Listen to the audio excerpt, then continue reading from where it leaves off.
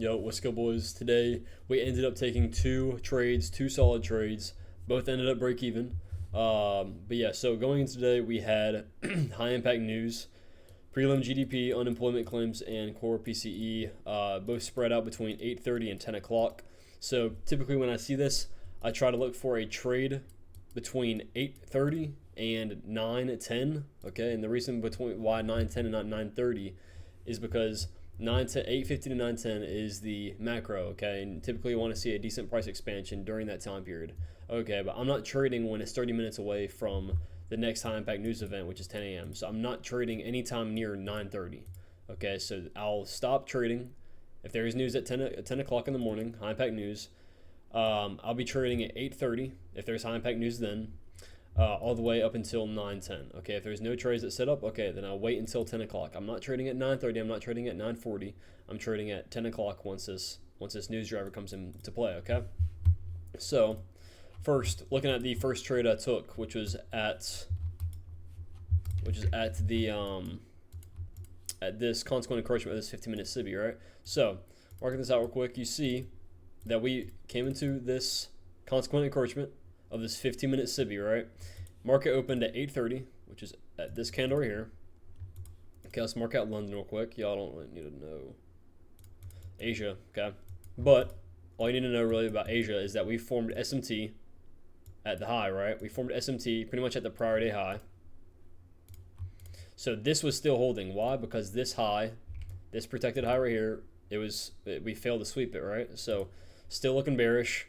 From there we continue lower, and then what do we do right here? We engineer sell stops, right? This is beautiful. This is something you want to see.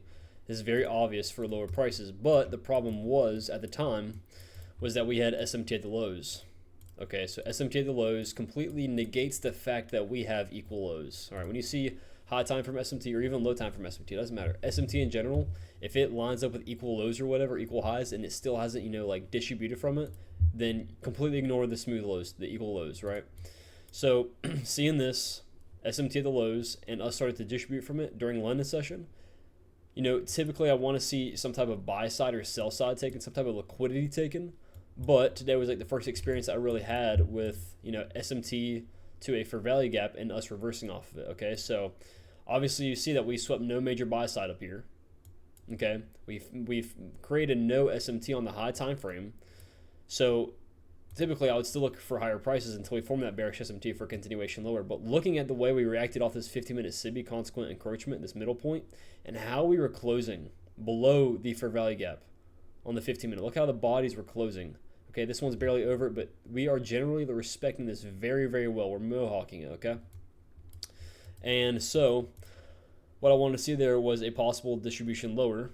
And once this bullish SMT broke completely, I was fully bearish. Okay, let me show you boys the alerts real quick. So analysis. Yeah, so going today, I was like, bias is unknown. The macro will hopefully hint to us where it's going. And I said we might continue higher because the London low SMT, and then form SMT to head lower from there. Okay, again, having the thought process of, okay, this fair value gap is probably not enough for us to reverse. I want to see continuation higher and then a distribution lower for the daily power 3, okay? And then I said looking for lower prices now. Confirmation of lower prices was the London low SMT getting broken, okay? And then I told them, the boys, that I was looking for this sell side level, these two sell side levels, and as you can see, they both hit. So, yeah, guys, so again, saw this consequent encroachment, and this wasn't enough for me to switch my bias, right? So this is a high time frame POI, so this is a point of interest on the high time frame that, okay, we could possibly reverse from here, right? Because this is just too tempting. Okay, we're most likely going to go down and hit these. Once we actually utilize this bullish SMT from London and actually distribute to a high time frame a point of interest, that's when we could possibly reverse and completely negate the fact of this SMT and just dump straight through these smooth lows, if that makes any sense, right? So again, we're holding this high time from SMT at the highs, and we form low time from SMT at these highs within the 15-minute SIBI, after us tapping to the 15-minute consequent encroachment. Okay, it's just perfect. It's literally just perfect. Okay, so we form a high time from SMT, or a low time from SMT right there. So what I do is I expect lower prices at this point, and I took this trade on my funded account. As you can see, made a good old $2.08. So yeah, I'm I'm retiring my parents. All right, so oh yeah, so okay, took this right here. Let me show you all the executions. Yeah, so right here, took this inversion. All right, it was not the best price action, as you can tell.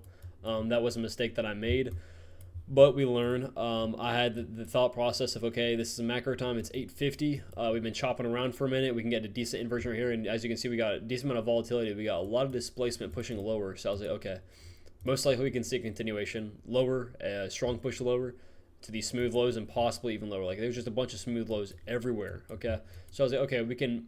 I'm very confident that we'll hit these areas in price for me to at least go to break even, and then from there, you know, we can do whatever. Okay, I don't care if I'm on break even. Right, so enter the trade right here. Entered a little late, but the thing with this was I didn't want to enter again the way that I trade. It's very weird, but when there's an inversion, I like to be at least 4 to 5 points, you know, closing below or above whatever it is I'm inversing. Okay, so right here, we ended up closing what? 2.5 points. Okay, I'm not going to take that. A lot of those fail. Okay, so I want an obvious close below. So right here, this is where we got around the 5-point area. 5 points. We had like 15 seconds left on the candle. I just went ahead and shorted. Put my stop loss where? At this high. Why this high? Because we stacked another bearish SMT, and this is the protected high. So, okay, so we're stacking bearish SMT on the low time frame. It's very obvious. And I was targeting this low-hanging fruit right here. I would consider this low-hanging fruit. Okay. So a decent 2.3R. And as you can see, we came down to my stop loss to break even level, which is pretty early. But I mean, it wasn't too bad. I was more comfortable with doing that than all the way down here, which is way, like, I think a lot further down than halfway.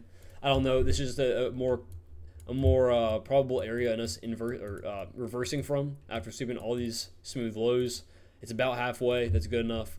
It doesn't really matter anyway. Even if I did put it lower, I would have gotten myself out of this trade completely because of the chop.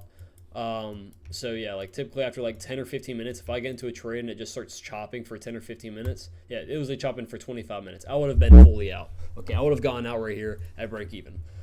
So with that being said, as you can see, break even trade on the funded account, and at this point, you can tell, you know, my bias was correct in us going lower. But the problem was that we just kept on dumping. We just kept on dumping lower. Absolutely no setups were, you know, presenting themselves when it comes to inversions, bearish, bullish or bearish inversions. I mean, so yeah, as you can see, absolutely nothing. We had one right here, but the only problem with this one, yes, I could have taken it, but it was at 1040 number one. It was just I don't typically like taking trades that late, especially after we dump. My main thing was that we dumped already 250 points. We met major sell side, which is right here. Yes, we did form SMT at the high time frame at the lows, so we could possibly reverse. But, you know, exactly, like that was the reason why I took, why I didn't want to take this. Okay, because we just formed high time from SMT at these lows, and we just kept on dumping. Okay, we're already down this much. Most likely, this is just gonna chop. Okay, with the experience and the data that I've collected, a lot of the times when we dump this much and we meet a major draw on liquidity like this sell side, typically we're not going to have good setups that actually play out. Typically we're just going to chop. As you can see, this one played out, but we did have to go through a lot of, you know, drawdown right here, just straight chop. It didn't even play out full TP. It didn't even work. A 2R play didn't work with this, right? So it didn't even work out anyway. It would have been pretty much break even unless you take partials. And then the next trade, I took on my eval. As you can see, I lost $6. Hold up. I lost $6, and it's nothing. Break even day again. So I took this inversion right here. Let me turn on the preferences. So I took 12 micros, and as you can see, my whole thought process in going to this trade was, okay, we have bullish SMT right here. I don't care if this carries us higher, you know, like all the way up here. It probably won't. Okay. But I was just looking at this. Okay, we're going to use it. We're going to utilize this SMT to at least retrace into the equilibrium of this high time frame range, of this New York session dump. Okay, and that's exactly what we did, right? Targeting the 0.5. You can see. Let me mark out the. Let me move to the right. Okay, so this. SMT down here. That was the high time from SMT I needed, right? As well as we had low time from SMT at these lows, which is even better confirmation. Respecting this order block, as you can see, the consequent encroach, or the mean threshold, I mean, was respected pretty well right here. I like to see that. We just get a lot of momentum going higher right here, okay? And so I entered a bit late again with this one. Number one, due to me not being extremely confident, but because we had low time from SMT, and I knew for a fact that if we broke this low time from SMT at these highs, if NASDAQ shot through this high, we are most likely going to go higher, okay? Very confident in us at least going to equilibrium. But the main reason why I was iffy about this trade, and as you can see, it was break even, was because I put my stop loss right here below this fair value gap. I thought of this as the breakaway for the time being, but we have an order block, we have a fair value gap. Most likely we're not going to continue lower if we are bullish, okay? So this is a decent stop. And the mistake that I made, I targeted like 1 point. I typically do like a tick or two below my full take profit, whether it's buy side level or it's equilibrium, just so I can, because a lot of times, sometimes they'll literally get a tick or two away. I mean, it's only what, like $5. It's absolutely nothing. There's no point in stressing over $5. But I'm gonna take my take profit, and I'm literally gonna just take a tick or two below my my buy side level, sell side level, or equilibrium, right? So as you can see, we did get out literally to a tick. It would have played out anyway, but it would have been just a longer trade. But got out again. Like, I wasn't in this trade, but I tape rated the entire thing. But yes, entered on my eval right here again off this inversion mainly, but I was waiting for confirmation from this SMT to break, and this is my entry, right? And as you can see, got stopped out pretty quick in break even, okay, for a loss of $6. And the reasoning for that was because I moved my stop loss this close, right? Okay, I'm an idiot, I'm not gonna lie. Yes, that's very stupid. Okay, but I'll show you exactly why I was very iffy with this trade and what I learned. Because what I learned today was it's priceless, bro. It's actually priceless, right? So looking at this, you can see, I think it was with it was with MNQ or NASDAQ. This is MNQ, so the contract's a little different. When it comes to take profit levels and break even levels, I base it off of the actual NASDAQ contract, because MNQ follows NASDAQ. Okay, so NASDAQ had this, it was like the 75% level. So my break even was just this random level. That was like the only thing I could really do. 75% of this quarter, of these quarters, right? This high. But not this high, but you know what I mean. Okay, the top quadrant of these 4 quarters, right? But on NASDAQ, we failed to swing that high. It was like right here. Okay, so I had my stop loss to break even at that point. So as you can see, we never even hit stop loss to break even.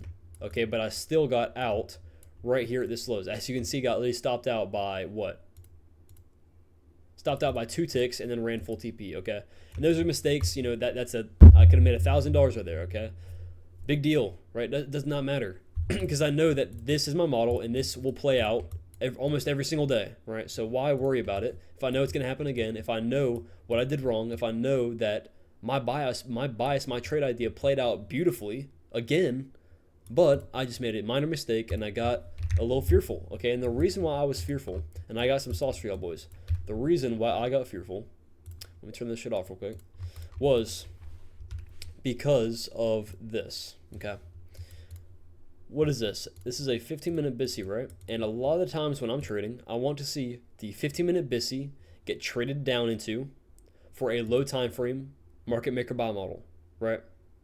So as you can see, right here is where I took the trade, 130. Right here is where I executed my long. And this is after the fact that we got really close to it, and I was like, okay, I think we're gonna leave this as a breakaway, right? But when we got to this point right here, my trade, right, we just barely retrace. Okay, this is not even a retracement, right? This is just barely a retracement. Okay, this little 14-point move down, absolutely nothing. Okay, in the grand scheme of things, absolutely nothing, right? This little movement down, maybe get fearful that, oh no, we're gonna that 15-minute BISI, that might not be a breaker, but it might not be a breakaway, right? And at that time we had SMT with ES at like this high. We had it at this high. So I was like, oh, we might use this SMT to retrace lower and then go higher. So again, I got emotional and I didn't know the thing that I know now, which is what I'll tell you in a second, But looking at this 15-minute VISI, I was like, okay, this is a breakaway. Enter the trade. Got fearful because a small little retracement. Okay. And I got out right here, stopped out to two ticks, and then ran full TP. Okay. But what I know now, that has completely changed the way that I look at breakaways and 15-minute BISIs and SIBIs, right? And it's something that I will implement from now on. And I will continue to talk about it because it is something that I've, one of my, I don't even call him my mentor, just like one of the guys that I've watched online for the past half a year. His name's Fearing. He's a good ass trader, bro. And he's the same age as all of us, bro. Like a lot of us are, almost 20 years old. I'm 19 years old. I think he's 19 or 20, and he's doing pretty good for himself, right? But the fact that I learned something from him today, him saying that when there is a breakaway, when you think there is a breakaway, right, on a 15-minute chart, when it comes to a BISI or SIBI, you go on the 5-minute, okay? And if the 5-minute BISI in this instance was tapped into, okay, it rebalanced it, okay? That 15-minute BISI can be a breakaway if the 5-minute BISIs were also not rebalanced. Okay, if that makes any sense, okay? So when I'm going to be looking for a breakaway, I'm going to make sure that both the 15-minute and the 5-minute didn't rebalance any BISIs, okay, to validate really if this is a breakaway or not. Perfect example again. Okay, so again, back to the point.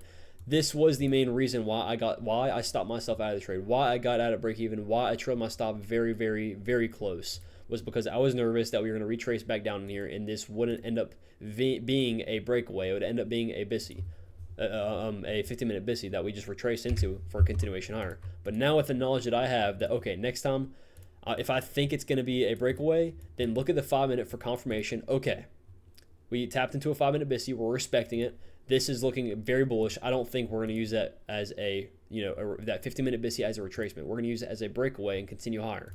Okay, so perfect example. Another example, like it's going to be perfect, right? Look, going into today, I was looking at this and I called this out, in my analysis as a breakaway. Okay, I put it on my chart as a breakaway, right? And we were at like this point down here.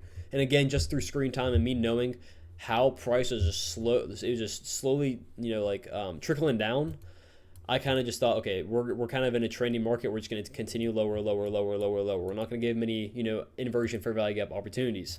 It's just the way my model works, and I'm completely fine with it, right? So we just trickle lower down, right? And looking at this 50-minute SIBI, I knew that it was going to be a breakaway just from, the time that I have in the market. But now, right, now that I know that just that small little gem, that small little piece of information is going to exponentially help me out in my trading, just from that one small little thing, right?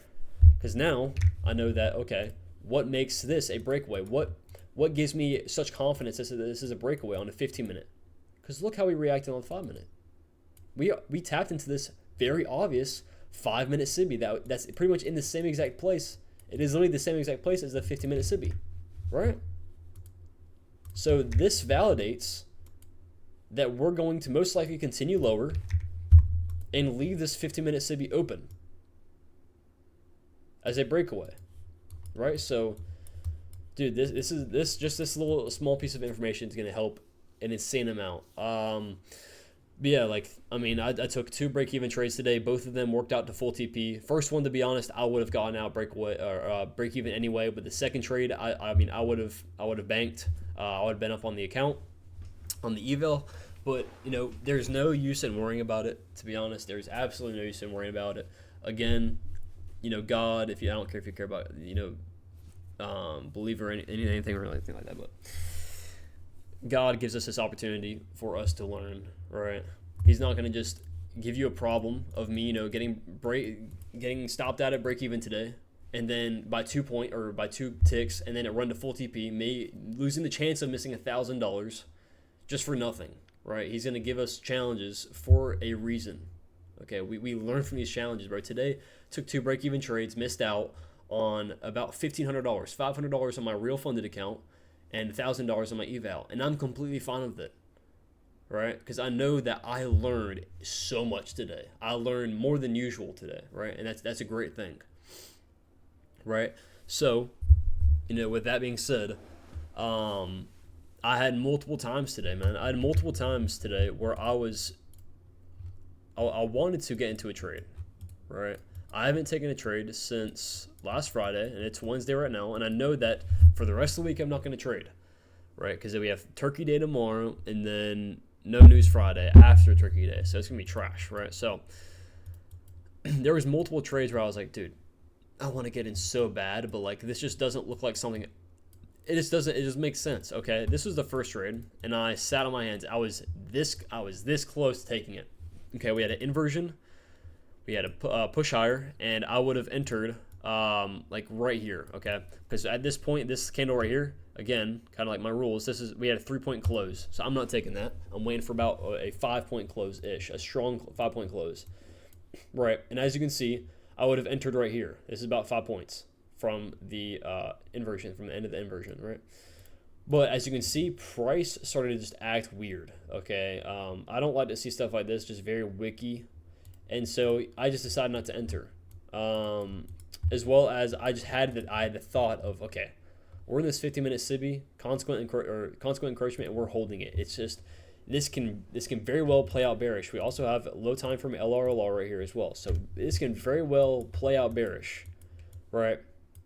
And at the point, we also had SMT at these highs. Okay, we had SMT at these highs, and it looked like it was very clean SMT, and we're holding it. Okay, we're continuously failing to swing it. So why would I take that long? And I was very close taking it. Obviously, you see that it failed. And again, that comes through time, but that's just that gut feeling, that intuition that you feel over time when you know when a good setup is, as well as this setup I just talked about. Like I'm not going to take this long. Even though we do have the SMT at the lows, why am I going to take this long when I know that we just dumped 200 points? All right, most likely through the data I've collected, we're going to chop. Okay, so I'm not going to take that. As you can see, it failed again. Right, and then these down here, I was thinking about this, and I'll note this a lot tonight in my notes. Finish off my notes for the night. This inversion right here, okay? Typically, I don't like to trade inversions that are this far away from my entry point, but it was a very obvious, very clean inversion. I would have taken something more like this because it is lower in the discount of the range, but with all that chop, I wouldn't have entered. But this is pretty clean. We had a very strong closure above. I was watching this play out, but I didn't take it. Okay, and again, you have to be a profitable trader. I'm not talking like I'm a profitable trader yet, but I've adapted these different, characteristics that profitable traders, I know they have them because they're always talking about them in the videos, okay? This is what they do. They are patient. That's what makes a profitable trader profitable. Okay, if you're just going to go full degenerate mode, full degen, and just trade every little thing you see, I don't care if it's on a paper account, I don't care if it's on a funded account, I don't care.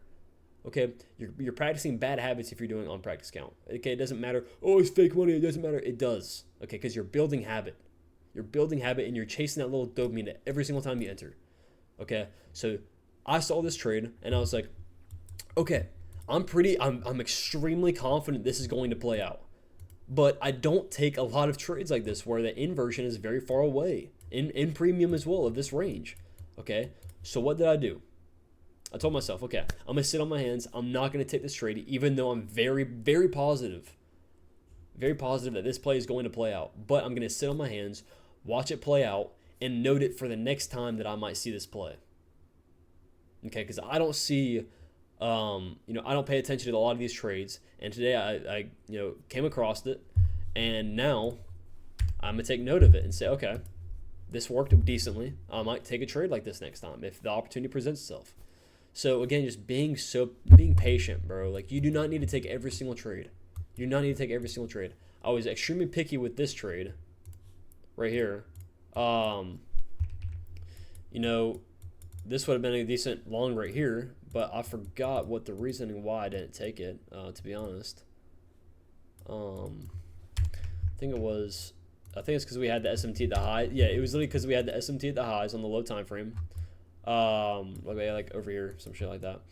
As well as we had the 50-minute BISTI down here, and I was like, okay, well, this could play out right here. Yes, we can inverse this, but I want to see this SMT up here break for a full conviction that we're going to go higher. So that was my thought process behind it. But now we know about the breakaways on the 15-minute, so we're chilling. Yeah, man, I hope y'all found something helpful from this video today.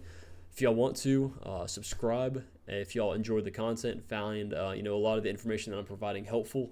And if you want to join in the free Discord community, I'll leave everything in the description. It's just a killer-ass community of a bunch of guys that are constantly trying to level up and, actually make something of their life. So if y'all, find interest in that, then join up completely free. And, yeah, man, we're always in live calls, so join up and say what's up. Peace out, boys.